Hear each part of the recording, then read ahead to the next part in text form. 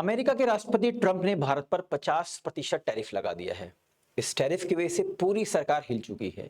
पूरी कोशिश कर रही है कि वो कौन सा तरीका ढूंढा जाए जिससे इस टैरिफ से आने वाले जो रिजल्ट है उसको कम किया जा सके। इसी को ध्यान में रखते हुए दोस्तों, प्रधानमंत्री नरेंद्र मोदी जी 30 अगस्त को संघाई कॉरपोरेशन ऑर्गेनाइजेशन का जो सम्मेलन हो रहा है इस बार चीन के अंदर, उसमें शामिल होंगे। लेकिन दोस्तों, इससे पहले ही चीन से एक न्यूज निकल के आ रही है। बाकायदा चीन के प्रतिष्ठित अखबार ग्लोबल टाइम्स ने ये रिपोर्ट पेश की है, जिसमें उसने कहा है कि जो टैरिफ है ना, जो अमेरिका द्वारा भारत पे लगाया गया, एक तरीके का दिखावा है। अमेरिका भारत को संरक्षण देता है, संरक्षित कर रहा है। इन दोनों का मकसद है किसी भी तरीके से चीन को पीछे किया जाए। मतलब भारत एक और कोशिश कर रहा है कि चीन से अच्छे संबंध बनाए जाए, लेकिन इसी बीच चीनी मीडिया की ओर से एक रिजल्ट, एक शोर शराबा हमें सुनने को देखने को मिल रहा है। कहा यह जाता है जो ग्लोबल टाइम्स बोलता है वही वहां की सरकार का सोचना होता है। यह भी कहा जाता है कि ग्लोबल टाइम्स वहां की सरकार का भोपू है दोस्तों, यानी कि जो सरकार बोलेगी वही रागिया अपनाएगा। लेकिन सवाल उठता है कि आखिरकार ये माजरा हुआ क्यों? क्यों चीनी मीडिया उखड़ गया है भारत से? क्यों भारत के विरोध में इसके स्वर आने लगे हैं? नमस्कार दोस्तों, मेरा नाम राहुल शर्मा है और आप सभी का हार्दिक स्वागत है निर्णय आइएस के प्लेटफॉर्म पर। With fact, with proper source और सच्चाई के साथ अगर आप खबरों को जानना चाहते हैं, समझना चाहते हैं, तो इस चैनल को आप सब्सक्राइब कर सकते हैं।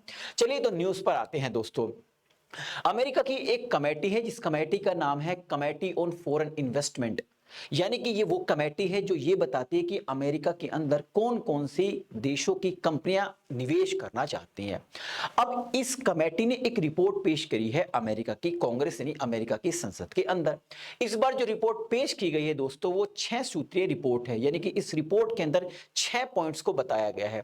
अब वो 6 पॉइंट्स क्या है, पहले उसको जान लेते हैं, फिर समझेंगे कि क्यों ग्लोबल टाइम्स और चीन की जो न्यूज एजेंसीज है, मीडिया है, वो भारत से उखड़ गई है संघाई कॉरपोरेशन ऑर्गेनाइजेशन में प्रधानमंत्री के जाने से पहले। देखिए, 6 सूत्री जो रिपोर्ट से इसमें यह बताया गया है इस रिपोर्ट के माध्यम से इस कमेटी ने कि अभी तक यानी इस फाइनेंशियल ईयर के अंदर लगभग 325 ऐसी विदेशी कंपनी हैं जिन्होंने अमेरिका के अंदर निवेश करने की कोशिश करी, जिनमें से हमने काफी सारी कंपनियों को अप्रूवल दे दिया है, बहुत सारी कंपनियों को रिजेक्ट कर कर उन पर फाइन ठोक दिया है। इन्होंने बताया पिछले साल के मुकाबले इस बार जो विदेशी कंपनियों को जांच के लिए हमने रूल्स रेगुलेशन अपनाए थे उसमें भी कमी की गई है। इस बार मात्र 16 तरीके के ही रूल्स रेगुलेशन हमने अपनाए। इसके अलावा ये इन्होंने ये भी कहा कि कुछ कंपनीज ऐसी हैं देशों की जिन पर हम विश्वास कर सकते हैं, उनको हमने शॉर्ट डिक्लेरेशन पर यानी कि छोटी फाइल पर ही कुछ पेपर देख के ही उनको हमने अप्रूवल दे दिया। ऐसी कंपनियों की संख्या है 78 यानी 78। इनमें भारत की भी 18 कंपनी शामिल है। इसी बात से चीन को थोड़ी सी परेशानी देखने को मिल रही है। इसके अलावा इन्होंने ये कहा है कि हमने ऐसी कंपनियों को भी सूचित किया है जो बिना नोटिस यानी कि बिना फाइलिंग किए हुए यानी कि बिना पेपर दिए हुए बाईपास अलग तरीके से इनडायरेक्ट वे से अमेरिका के अंदर निवेश करने की कोशिश कर रही हैं। इसके अलावा इन्होंने यह भी बताया इस रिपोर्ट के अंदर कि हमने एक भारी भरकम उन देशों की कंपनियों पर फाइन लगाया है जो गलत तरीके से अमेरिका के अंदर इन्वेस्टमेंट करने की कोशिश कर रही थी, जिससे अमेरिका की जो सिक्योरिटी है वो डिस्टर्ब हो सकती थी। तो ये 6 पॉइंट थे। अब इन 6 पॉइंटों के आधार पर ही मैं आपको समझाने की कोशिश करता हूं कि क्यों चीनी मीडिया उखड़ गई है, क्यों प्रधानमंत्री नरेंद्र मोदी के जाने से पहले ही उन्होंने कहना शुरू कर दिया है कि अमेरिका संरक्षण दे रहा है भारत को। अमेरिका और भारत एक है। जो टैरिफ है ना 50% का, कुछ दिन बाद देखेगा ये बिल्कुल खत्म हो जाएगा। ये तो बस दुनिया को दिखाने का एक तरीका है। मैं आपको बता दूं दोस्तों, देखिए चीन की बहुत सारी कंपनियां लगातार कोशिश कर रही हैं कि वो अमेरिका के अंदर निवेश कर सके, लेकिन इस बार जो कंपनी है जो चीन से निवेश करने की कोशिश कर रही हैं उनमें गिरावट देखने को मिला। जबकि भारत की ओर से जो अमेरिका के अंदर निवेश करने की जो कोशिश कर रही है कंपनी, उनकी संख्या में बढ़ोतरी देखने को मिली। आप यहां पर एक ग्राफ देख सकते हैं जो इस रिपोर्ट में बाकायदा पब्लिश किया गया है 2023-24 का कंपेयर करके। 2023 की बात करूं तो 2023 में 40 चाइनीज कंपनी थी जिन्होंने अमेरिका के अंदर निवेश करने की कोशिश करी, जो घट के 2024 में मात्र 28 रह गई। जबकि भारत में बढ़ोतरी हुई है। भारतीय पिछले साल 10 कंपनियां थी, लेकिन इस बार उनकी संख्या बढ़कर 18 हो गई। यानी कि जो ये कमेटी है, जो सिक्योरिटी एजेंसीज हैं, वो भारतीय कंपनियों को ज्यादा ऑब्स्टेकल नहीं पैदा करती, उनको ज्यादा दिक्कतें नहीं क्रिएट करती निवेश करने में, जबकि चाइनीज कंपनीज के साथ वो ऐसा करती है। बाकायदा इस रिपोर्ट में यह कहा गया कि हमें चाइनीज कंपनी पर विश्वास कम होता है कि वो डेटा हैक करने में माहिर होते हैं और हमारी देश की सिक्योरिटी के लिए डिस्टरबेंस क्रिएट कर सकते हैं। तो आप देख सकते हैं बाकायदा में बताया गया है कि चाइनीज कंपनीज को कम अलाउ किया है। इसके अलावा आप यहां भी देख सकते हैं, बाकायदा इस रिपोर्ट में बताया गया है कि जितनी भी चाइनीज कंपनीज ने अमेरिका के अंदर इन्वेस्टमेंट यानी निवेश करने की कोशिश की थी, इसमें से 27.8% कंपनीज को तो हमने अप्रूवल दे दिया है, ब्लॉक कर दिया है 16.6% कंपनी को, और जांच हो रही है 56 के आसपास, यानी 56.6% के आसपास कंपनीज हैं जिनकी गहन जांच हो रही है, क्योंकि हमें ऐसा लगता है कि वो निवेश के बहाने अमेरिका में कुछ ना कुछ थ्रेट पैदा कर सकते हैं। ऐसा बाकायदा इस रिपोर्ट में कहा गया है।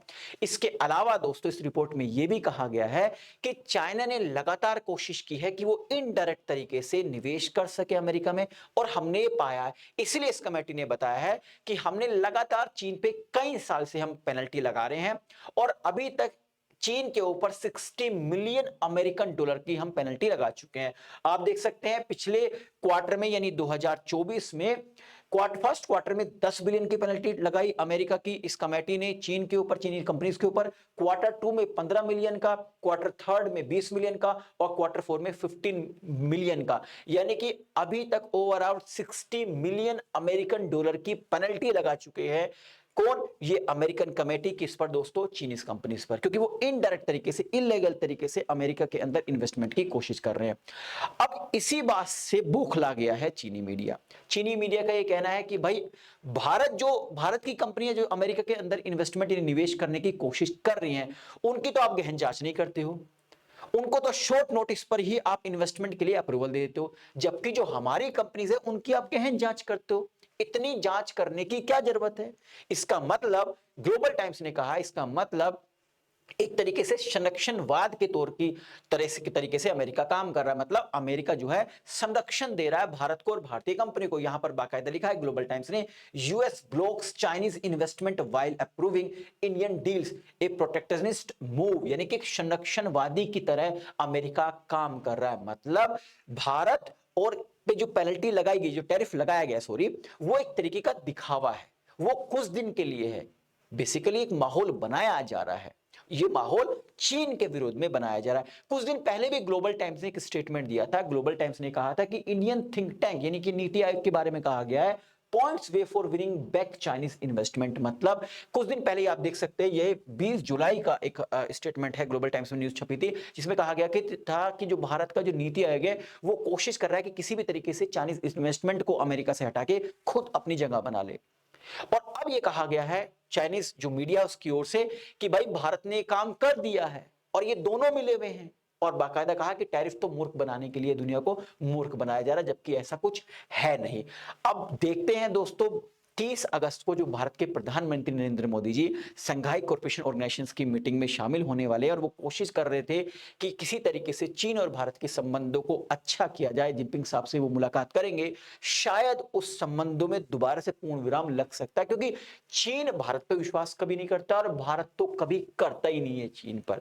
लेकिन ये कहा जाता है कि भाई पड़ोसी है तो संबंध सुधार सकते हैं, लेकिन समझ में नहीं आ रहा कि ट्रंप वास्तव में पेनल्टी जो टैरिफ लगाया है भारत पर, क्या वो दिखावा है या फिर वो वास्तविकता है, ये तो कुछ दिन के बाद पता लगेगा। लेकिन अभी ये तो क्लियर है कि अमेरिका भारत पर विश्वास करता है, भारतीय कंपनियों पर विश्वास करता है, ये मानता है कि भारतीय कंपनियां फ्रॉड नहीं करती है, लेकिन चीन इसमें अव्वल है। तो आई थिंक इस वीडियो के माध्यम से जो इन्फॉर्मेशन मैं आप तक पहुंचाना चाह रहा था दोस्तों, पहुंच गई होगी। जाने से पहले एक इन्फॉर्मेशन और देता हूं, अगर आप पैसों की जंजीरों में बंधे हुए हैं, आपको इससे आजादी चाहिए ताकि आप अपने तैयारी कर सके, अपनी जो यूपीएससी की जर्नी है, यूपीएससी की तैयारी, उसको परवान चढ़ा सकें। तो इसी को ध्यान में रखते हुए निर्णय आईएएस आपके लिए लेके आया है निर्णय आईएएस लक्ष्य बैच 4 के लिए एक शानदार सेल, और ये सेल 17 तारीख तक है, 17 लास्ट डेट है इसकी। अब इस सेल में क्या फायदा है दोस्तों, आपको 3 साल का सब्सक्रिप्शन यूपीएससी का मात्र 17,999 में यानी 18,000 में मिल जाएगा। यानी 18,000 रुपए में आप 3 साल की यूपीएससी की तैयारी कर सकते हैं। 6,000 रुपए साल, इससे कम की कोई आपको प्रिपरेशन नहीं कर सकता इसका, इससे कम चार्ज में कोई भी प्लेटफॉर्म पे आप चले जाइए। इसके अलावा दोस्तों, अगर आप 1 साल का और सब्सक्रिप्शन ऐड करना चाहते हैं, यानी 4 साल का सब्सक्रिप्शन लेना चाहते हैं, तो वो है मात्र 23,000 में, यानी 6,000 से भी कम में आप 1 साल की प्रिपरेशन कर सकते हैं। इस वीडियो के डिस्क्रिप्शन में जाइएगा, उस लिंक पर क्लिक कीजिए, लिंक देर के लिंक पर क्लिक कीजिए। जो भी आपका माध्यम, आप हिंदी माध्यम में तैयारी करना चाहते हैं, इंग्लिश में करना चाहते हैं, इंग्लिश में करना चाहते हैं, लिंक पर क्लिक कीजिए। सिंपल से स्टेप्स को फॉलो करते हुए अगर आप मेरे कूपन कोड RLive का इस्तेमाल करेंगे तो सब्सक्रिप्शन फीस में आपको डिस्काउंट तुरंत ही मिल जाएगा। तो आपको, आई थिंक आपको वीडियो पसंद आई होगी। अगर वीडियो पसंद आई है तो जैसे मैंने कहा कि चैनल को सब्सक्राइब कीजिए और बेल आइकन को जरूर प्रेस कीजिएगा, ताकि जो भी मेरी लेटेस्ट वीडियो है उसका नोटिफिकेशन आप तक पहुंचता रहे। वीडियो पसंद आई है तो लाइक और शेयर करना ना भूलें, ताकि मुझे एक मोटिवेशन मिल सके इस तरह कंटेंट बनाने के लिए। आप सभी का बहुत बहुत शुक्रिया। नमस्कार, जय हिंद दोस्तों।